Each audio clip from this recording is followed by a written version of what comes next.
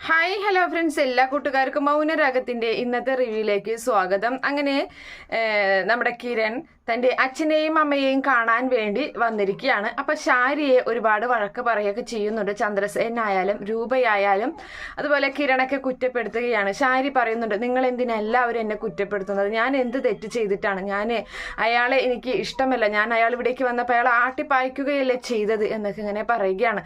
നിന്റെ മനസ്സിലിരിപ്പ് എന്താണെന്നൊന്നും ഞങ്ങൾക്ക് വ്യക്തമായിട്ട് മനസ്സിലാകുന്നില്ല, എന്നിങ്ങനെ വിശ്വസിക്കാൻ പറ്റില്ല എന്ന് പറഞ്ഞിട്ട് അങ്ങനെ നിൽക്കുകയാണ്. എന്തായാലും കിരൺ ചന്ദ്രസേനോട് പറയുന്നുണ്ട്, ഇങ്ങോട്ട് വന്നേ അച്ഛാ, ഒരു കാര്യം പറയാനുണ്ട് എന്ന് പറഞ്ഞിട്ട് മാറ്റി നിർത്തി സംസാരിക്കുകയാണ്.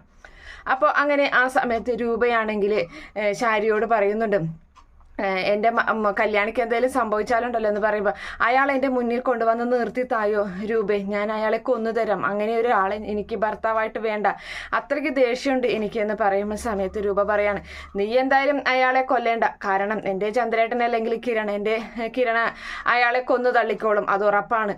അപ്പോൾ അതൊക്കെ അവർ ചെയ്തോളും എന്നിങ്ങനെ പറഞ്ഞു നിൽക്കുകയാണ്. അതിനുശേഷമാണെങ്കിൽ ഈ പറയുന്ന ചന്ദ്രസേനനും കിരണും സംസാരിക്കുകയാണ് റൂമിൽ. എന്തായി മോനെ, നീ കാട്ടിലോട്ട് അയാളെ കൊണ്ടുപോയിട്ട് എന്തായി കാര്യങ്ങളെന്ന് ചോദിക്കുകയാണ്. അപ്പോൾ അച്ഛാ, ഞാൻ അയാളെ തല്ലിൽ ചതച്ച് അയാളെ കാട്ടിൻ്റെ ഉള്ളിലേക്ക് എറിയുകയായിരുന്നു. അവിടെ വായൽ തുണി തിരികിയിട്ടുണ്ട്, കൈ രണ്ടും ബന്ധിച്ചിട്ടുണ്ട്. എന്നിട്ട് അവിടെയുണ്ട് അയാൾക്ക് ഒന്ന് ഉറക്കെ കരയാൻ പോലും പറ്റത്തില്ല. പിന്നെ അവിടെ കാട്ടുനായ്ക്കളും കുറുനരിയും ഒക്കെ വരുന്ന സ്ഥലമാണ്. ഒരു മനുഷ്യനെ കിട്ടിക്കഴിഞ്ഞാൽ അയാളെ കടിച്ചു കീറും, അങ്ങനെ ഒരു സ്ഥലത്താണ്, വേലുവിന് ആ പരിചയമുള്ള സ്ഥലത്താണ് കൊണ്ടിട്ടിട്ടുള്ളത് എന്ന് പറയുകയാണ്.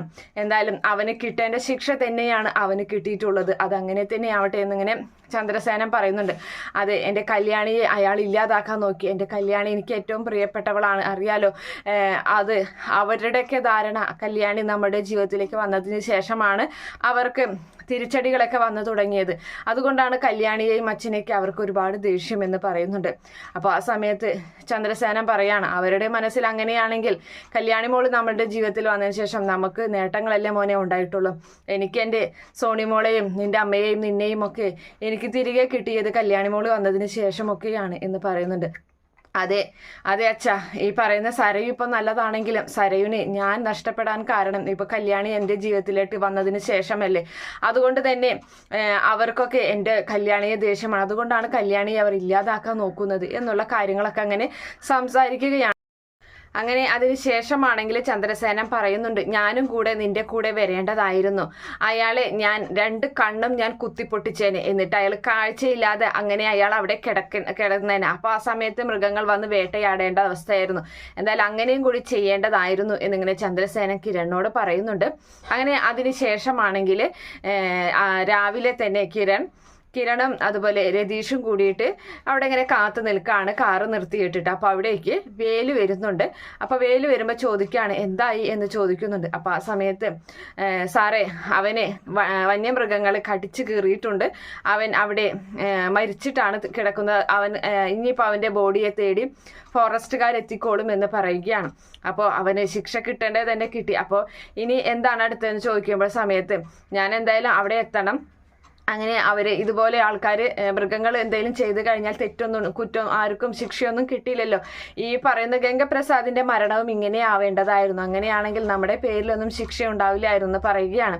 അപ്പോൾ ഈ പറയുന്ന CIയുടെ അന്വേഷണം അതെവിടെ വന്ന് നിൽക്കുമെന്ന് അറിയില്ല എന്നൊക്കെ കിരൺ ഇങ്ങനെ പറയുന്നുണ്ട്.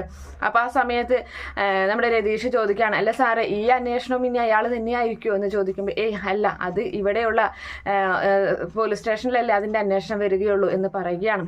അപ്പോൾ ഇനി എന്തായാലും അവൻ്റെ പോസ്റ്റ്മോർട്ടമൊക്കെ കഴിഞ്ഞതിന് ശേഷം സാറ് തല്ലിയ പാടൊന്നും എന്തായാലും അവൻ്റെ ശരീരത്തുണ്ടാകില്ല എന്ന് വേലു പറയുകയാണ്. പോസ്റ്റ്മോർട്ടം കഴിഞ്ഞതിന് ശേഷം സാറിൻ്റെ വീട്ടിലോട്ടായിരിക്കും ഒരു പക്ഷേ കൊണ്ടുവരിക. എന്തായാലും അവൻ്റെ കയ്യിൽ അവൻ്റെ പേഴ്സൊക്കെ ഉണ്ടായിരുന്നു, അതിൽ അവൻ്റെ അഡ്രസ്സും കാര്യങ്ങളൊക്കെ കിട്ടാതിരിക്കില്ല. അപ്പം അങ്ങനെ കൊണ്ടുവരുന്നെങ്കിൽ കൊണ്ടുവന്നോട്ടെ, പക്ഷേ ഞങ്ങളുടെ പറമ്പിൽ അടക്കം ചെയ്യാൻ ഞാൻ സമ്മതിക്കില്ല എന്നിങ്ങനെ പറയുന്നുണ്ട്. അങ്ങനെ അതിനുശേഷം സാറേ നമുക്ക് പോകാമെന്ന് പറഞ്ഞ് എനിക്ക് പെട്ടെന്ന് തന്നെ അവിടെ എത്തണം എന്ന് പറയുമ്പോൾ വാവലു അന്ന കയറി എന്ന് പറഞ്ഞ് വേഗം തന്നെ 3 പേരും കാറിൽ കയറി അവിടെ നിന്നും പോവുകയാണ്. അതിനുശേഷമാണെങ്കിൽ നമ്മുടെ കല്യാണിയെയാണ് കാണിക്കുന്നത്. അങ്ങനെ കല്യാണി അങ്ങനെ കണ്ണു തുറന്ന് അങ്ങനെ കിടക്കുകയാണ്. അതേ സമയത്ത് അവിടേക്ക് കിരൺ വരികയാണ്. അപ്പോൾ കിരണിനെ കണ്ട ഉടനെ തന്നെ കല്യാണി ചിരിക്കുന്നുണ്ട്. അങ്ങനെ അരികിലേക്ക് വരികയാണ് കിരൺ. അപ്പോൾ ആ സമയത്ത് അവർ 2 കൈകൾ അങ്ങനെ അവർ പിടിക്കുകയാണ്. എന്നിട്ട് കല്യാണി ചോദിക്കുകയാണ്, ഞാൻ കണ്ണ് തുറന്നപ്പോൾ ഞാൻ കിരണേട്ടനെയാണ് ചോദിച്ചത്, കിരണേട്ടൻ എവിടെയായിരുന്നു എന്ന് ചോദിക്കുന്നുണ്ട്. മോന് അവൻ രാഹുലിനെ തേടി പോയതായിരുന്നു എന്ന് പറയുന്നുണ്ട്. എനിക്ക് തോന്നിയായിരുന്നു എന്നിങ്ങനെ നമ്മുടെ കല്യാണി പറയുകയാണ്. അതെ, അവൻ മരിച്ചു കല്യാണി, ഇനി അവനെ പറ്റി ചിന്തിക്കേണ്ട, അവൻ്റെ ദാരുണ അന്ത്യമാണ് ഉള്ളത്. അവനെ തല്ലി ചതച്ച് കാട്ടിൽ ഞാൻ ഉപേക്ഷിച്ചു. ഇപ്പോൾ അവിടുത്തെ വന്യമൃഗങ്ങൾ, കുറുനരികളും കാട്ടുനായ്ക്കളും എല്ലാവരും ചേർന്ന് അവനെ കൊത്തിക്കീറുകയാണ് ചെയ്തത്. അത് അവർ ഉറപ്പാക്കുകയും ചെയ്തിട്ടുണ്ട് എന്നിങ്ങനെ പറയുകയാണ്.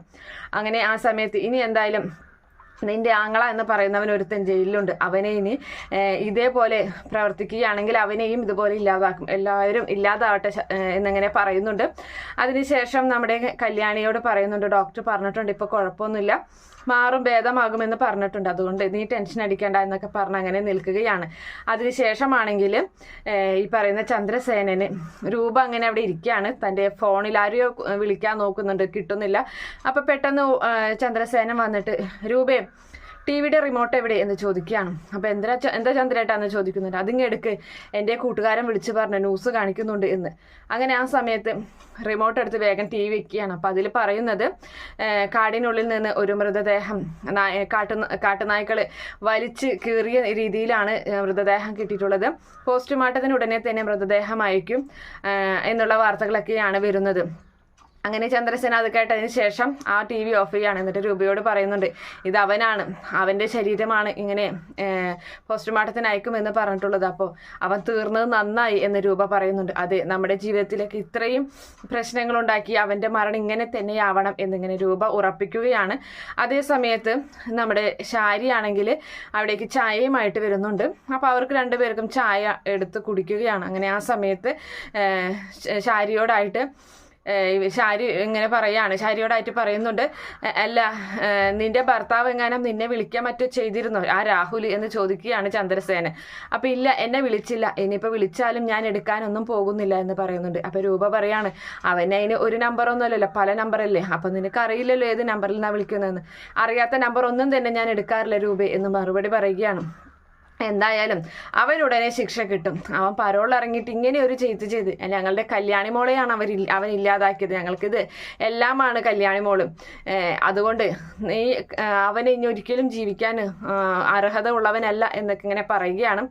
അപ്പോൾ അങ്ങനെ നമ്മുടെ ശാരി പറയുന്നുണ്ട്, അയാളെ കൊല്ലുന്നെങ്കിൽ കൊന്നോ, അത് എനിക്ക് യാതൊരു കുഴപ്പവുമില്ല, നിങ്ങളുടെ കൂടെ ഞാൻ എപ്പോഴും ഉണ്ടായിരിക്കും എന്നിങ്ങനെ പറയുന്നുണ്ട്.